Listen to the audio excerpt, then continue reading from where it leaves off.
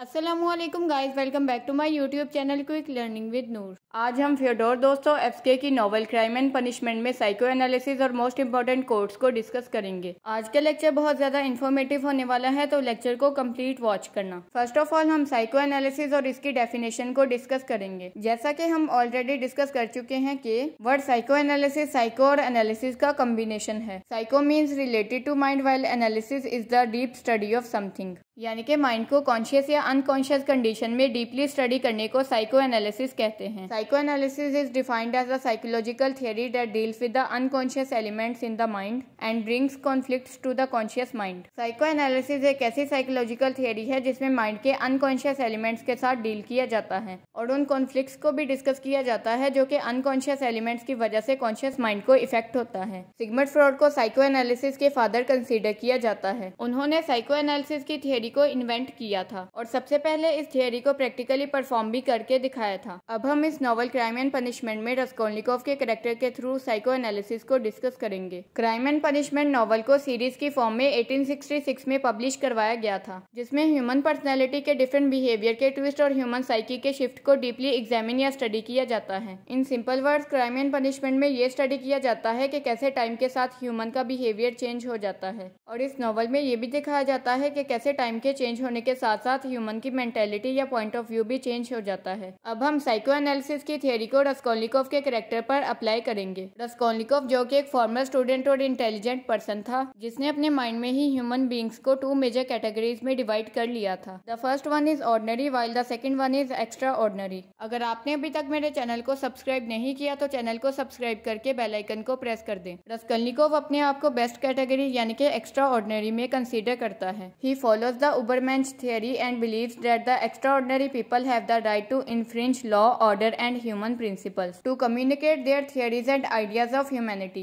यहाँ पर रस्कोल्निकोव की पर्सनैलिटी और करेक्टर को ऐसे रिवील किया जाता है कि वो उबरमेंश थियरी पर यकीन रखता है, जिसमें ये कहा जाता है कि एक्स्ट्राऑर्डिनरी मैन को लॉज को तोड़ना अलाउ होता है ताकि वो इंसानियत का भला कर सकें, और अपनी थियरीज के थ्रू कॉमन पीपल के साथ कम्युनिकेट करने के लिए उन्हें ऑर्डर और लॉज को तोड़ना पड़ता है। रस्कोल्निकोव अपने इसी ओवर कॉन्फिडेंस और सेल्फ बिलीफ की वजह से एक क्राइम कमिट कर लेता है। वो एक क्रूअल पॉन ब्रोकर एलियोना इवानोवना और उसकी सिस्टर लिसा वियाटा का मर्डर कर देता है। रस्कोल्निकोव की पर्सनली इन दोनों लेडीज के साथ कोई भी दुश्मनी नहीं थी, मगर वो ये क्लेम करता है कि एलियोना इवानोवना खुद तो बहुत ज्यादा अमीर थी, मगर वो अपनी डीलिंग में हर किसी के साथ बहुत बुरे तरीके से पेश आती थी। इसी वजह से टाउन के अक्सर लोग उससे बहुत ज्यादा परेशान रहते थे, और रस्कोल्निकोव एलियोना इवानोवना का सिर्फ इसी वजह से मर्डर कर देता है ताकि लोगों की परेशानी को दूर कर सके। इस नॉवल में रस्कोल्निकोव का कैरेक्टर बहुत ज्यादा कंफ्यूजिंग दिखाया गया है, क्योंकि वो ये खुद भी नहीं जानता कि वो क्या कर रहा है या फिर वो क्या करना चाहता है। जब वो एलियोना इवानोवना और लिजा वियाटा का मर्डर करके अपने घर वापस आता है तो वो अपनी सोचों में ही गुम हो जाता है। He says, what if man is not really a scoundrel man in general, I mean the whole race of Mankind.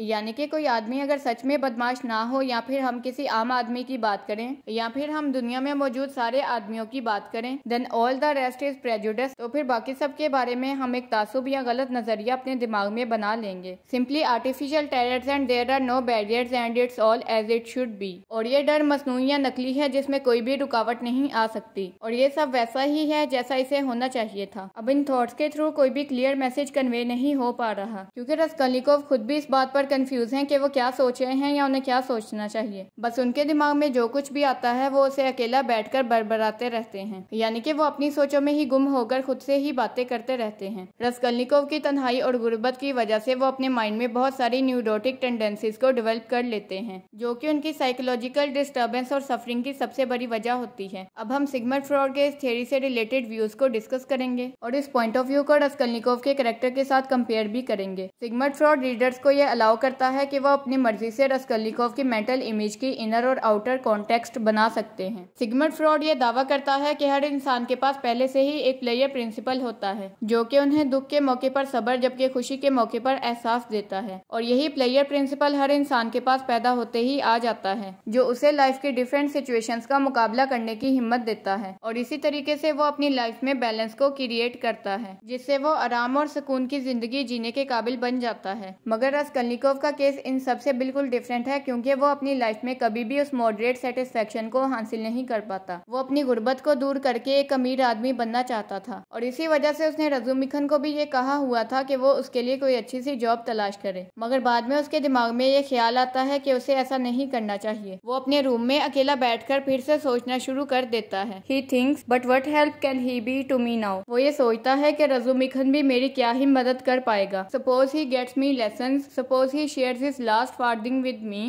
If he has some farthing so that I could get some boots and make myself pretty enough to give lessons. Suppose कि अगर वो मुझे lesson देने का काम देता है या अपनी लास्ट फार्दिंग को मेरे साथ शेयर करता है। फार्दिंग इज 1/4 ऑफ पेनी। तो मैं उन पैसों से अपने लिए कुछ जूते खरीदूंगा और मैं अपने आप को इतना ज्यादा साफ सुथरा कर लूंगा कि मैं लेसन देने के काबिल बन जाऊंगा। हम वेल एंड व्हाट देन, अगर ऐसा हो भी जाएगा तो फिर क्या होगा। What shall I do with a few coppers I earn? अगर मैं कुछ पैसे कमा भी लूंगा तो मैं उनका क्या करूंगा। That's not what I want now. मैं अभी वैसा कुछ भी नहीं चाहता, यानी कि मैं ये नहीं चाहता कि मैं जिंदगी भर थोड़ी सी कमाई करता रहूं। मैं तो एक अमीर आदमी बनना चाहता हूँ। It's really absurd for me to go to रजुमिखन। मेरे लिए रजुमिखन के पास जाकर एक छोटी सी जॉब मांगना बहुत ही बेइज्जती की बात है। अब हम रस्कलनिकोव के कैरेक्टर में उसकी फॉरगेटफुल नेचर को डिस्कस करेंगे। साइकोलॉजिकल डिस्टर्बेंस की वजह से रस्कलनिकोव बहुत सारी बातें भूल भी जाता है। नॉवल में वो ये भूल जाता है कि उसने अपने पैसे किस किस को दिए हैं और फिर वो अपने पैसों को काउंट करना शुरू कर देता है और अपने माइंड में ही ये रिकॉल करता है कि उसने किस किस को पैसे दिए थे।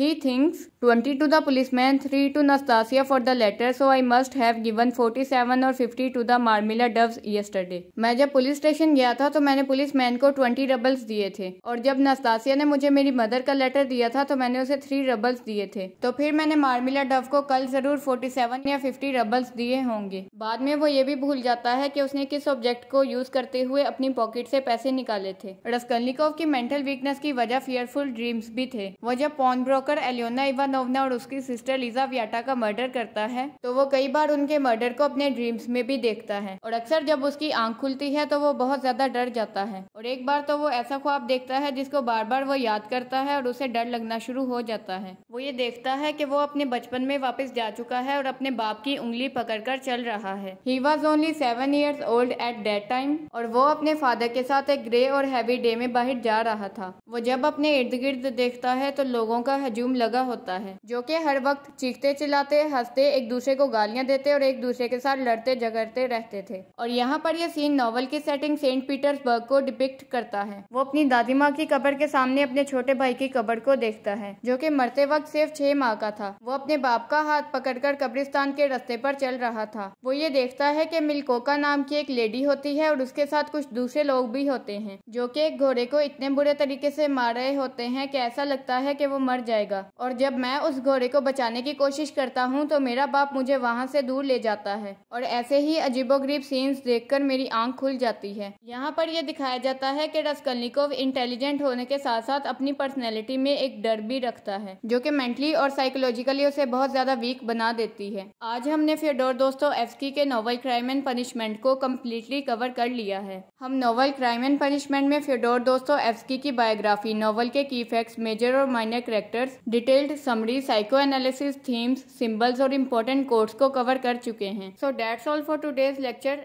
Thank you so much for watching this lecture. अगर वीडियो आपके लिए इन्फॉर्मेटिव थी तो वीडियो को लाइक शेयर करके एक अच्छा सा कमेंट भी कर दें। अगर आपने अभी तक चैनल को सब्सक्राइब नहीं किया तो इसी तरह की इन्फॉर्मेटिव वीडियो लेक्चर्स के लिए चैनल को सब्सक्राइब करके बेल आइकन को प्रेस कर दें। एक्स्ट्रा इन्फॉर्मेशन के लिए आप मेरी फेसबुक आईडी को भी फॉलो कर सकते हैं। न्यू टॉपिक्स की सजेशन भी आप नीचे कमेंट सेक्शन या कम्युनिटी टैब में दे सकते हैं। तो अपना बहुत ज्यादा ख्याल रखिएगा, मुझे अपनी दुआओं में याद रखिएगा। इंशाल्लाह we will meet in the upcoming video lecture. Take great care of yourself and your family. अल्लाह ताला आप सबका हामी नासिर हो। अल्लाह हाफिज।